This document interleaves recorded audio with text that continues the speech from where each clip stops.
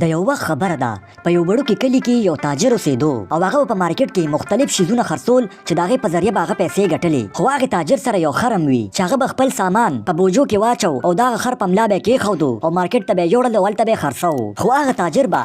د خپل خر ډیر زیات خیال ساتو ولې چې هغه ته پته وه چې دا خر د ده د کاروبار دپاره ډیر زیات ضروري دی هغه به خر ډیر زیات صاف سوتره او هغه له به یې ښه خوراک ورکو چې د هغې د وجې هغه خر ډیر زیات مضبوط او تندرست و چې هغه به په خپل ملا باندې کافي بوجې اوچتې کړې او مارکیټ ته به یې وړې خو هغه خر ډیر زیات سست وي او د هغه کار کول بیخي نه خوښ صرف د هغه خوراک او اوده کېدل خوښي او هغه تاجر به د مارکیټ د ډیمانډ حساب سره روزانه به مختلف شیزونه خرڅول چې کله به دالو کله به اناجو کله به سبزۍ وي مسالې به وي او کله به میوه او هغه به روزانه د هغې خر سره د خپل کلي نه مارکیټ ته تلو او هغې به د ځنګل په یو لاره تلل چې په لاره به دوی یو سیند پار کو او چې کله به دوی دا سیند پار کو نو دغه تاجر به د دې خر ډېر خیال ساتو یو ورځ دې تاجر ته خپل ملګري ووایي چې په مارکیټ کې نن سبا د مالګې ډیمانډ ډېر زیات دی نو چې هغه تاجر دا واوري شکریه د مشورې دپاره زما دوسته زه به زر مالګې خرڅول شروع کړمه نو هغه زر خپل کلي ته راشي او 12 د مالګې بوجۍ تیارې کړي چې په هغې کې هغه 6 بورې اوچتې کړي او د هغه خر په ملا باندې کېږدي او په دې خر باندې بوج نه وي د دې د وجې هغه تاجر په دې خر باندې دومره بوج وانهچوي خو بیا هم هغه خر د تلو دپاره تیار نه وي او دې تاجر به د خپل خر ډېر زیات خیال ساتو خو هغه ته دا هم پته وه چې دا خر ډېر زیات سست دی په هغې ورځ باندې تاجر په مارکیټ کې ټوله مالګې بورې خرڅې کړي هغې نه پس هغه تاجر مالګه خرڅول شروع کړي او کله به یې 15 بورې او کله 6 بورې په هغه خر باندې به یې کېښودی او مارکیټه پورې به تلو خو هغه خر به خوشحاله نه و خو چې کله به کور ته واپس راتلو نو هغه خر به په سکون کې و ولې چې هغه تاجر به ټوله مالګه په مارکیټ کې خرڅه کړه د دې د وجې په هغه خر باندې به بوج نه و اوس یو څو ورځې تېرې شي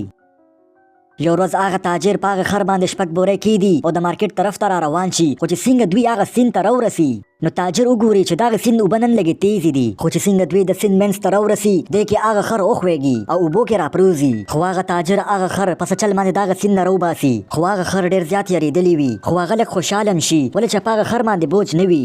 دا سیند خو زما دپاره جادوي شو یالله ستا ډېر شکر دی چې زما خر ته څه نقصان ورونه رسېدو خو دغه خر ته پته نه وه چې په دې سیند کې جادو نشته کله چې دی په اوبو کې وغورځېدو نو په هغه بوجو کې چې کومه مالګه وه هغه په اوبو کې مکس شوه د دې د وجې په دې خر باندې بوج کم شو هغې نه پس هغې کور ته را روان شي او هغه خر ډېر زیات خوشحاله وي ولې چې هغه سره ټوله ورځ هغه ټوله ورځ اوده وي او خوراک کوي او ډېر زیات خوشحاله وي په سبا باندې هغه تاجر د خر په شا باندې بیا 6 بورې کېدي تېر ځل خو ډېر ښه صبر وکړه نن هغسې کار بیا کومه چې د کار نه بیا ځان بچ کړمه او د مارکیټ طرف ته را روان شي خو د دې خر د ارادو نه هغه تاجر خبر نه و او چې څنګه هغې هغه سیند ته راورسېدل نو دی کې اچانک هغه خر د اوبو طرف ته ورټوپ کړي دا د څوک ډول بیوقوفه ټوله مالګه دې ضایع کړه اوس په زه څه حاصل په مارکیټ کې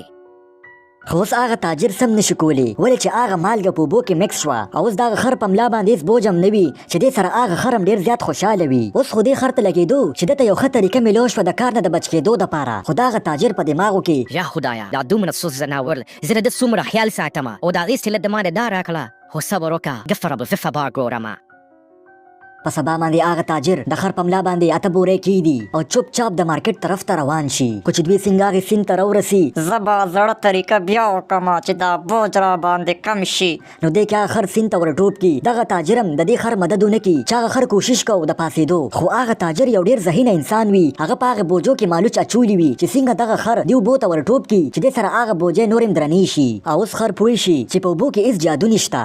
هغې نه پس هغه د مالوچ هغه بوجۍ مارکیټه پورې یوسي او واپس یې کور ته راوړي او د هغې ورځې نه پس دغې خر توبه وښکه چې زه به کله هم داسې نه کومه